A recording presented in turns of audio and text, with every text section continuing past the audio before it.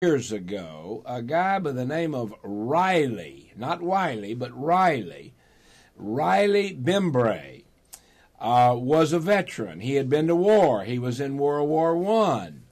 And as he was there in World War I, when he came home, he said, those guys that paid the ultimate price, I served my country, I joined the military, I served my country, but a lot of the guys that served the country did not make it back. They did not get back. They paid the ultimate price for going to war, and, of course, the ultimate price is death.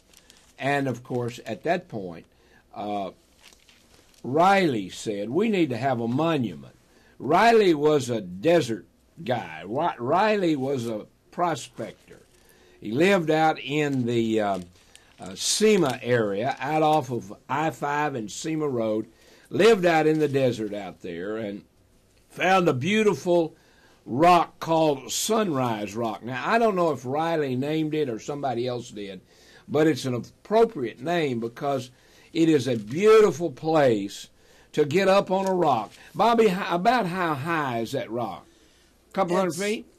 It's 100 feet right off of Sema Road. Okay. Between 15 So and from 40. the desert floor there, up about 100 feet is that Sunrise Rock. Big rock. Big, massive, bunch of rocks. Big bunch of rocks. And so Bobby was out there yesterday, and you can see Bobby on the screen. You can see yourself on the screen over there, Bobby.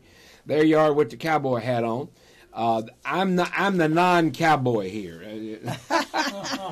And we have also Bill with us in the studio. Ex-gambler Bill. Ex-gambler Bill. We're going to talk about that in a little bit. Okay. But right now I want to say that I want to give you this story, folks. Some of you heard it yesterday. Yeah. But basically the story is this. 60 years ago, Riley Bembray and his friends said, this beautiful Sunrise Rock needs to have a cross on the top of it to recognize those men who died and went to heaven because of protecting my freedom and your freedom. Amen, brother. So they put a cross up 60 years ago up there on that hill, on that Sunrise Rock, so that when God's Son came up every morning, God's Son Jesus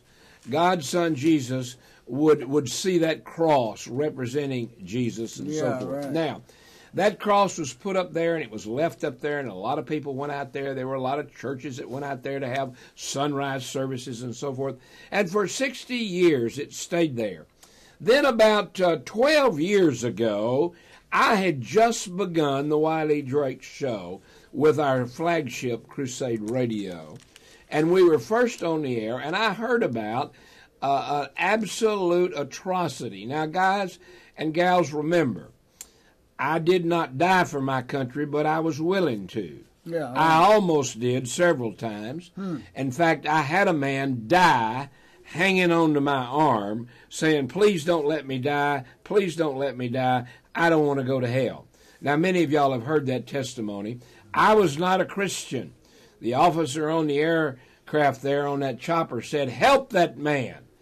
And I turned and very respectfully as a sailor to an officer, I said, sir, I am neither a chaplain nor am I a medic. I don't know what to do.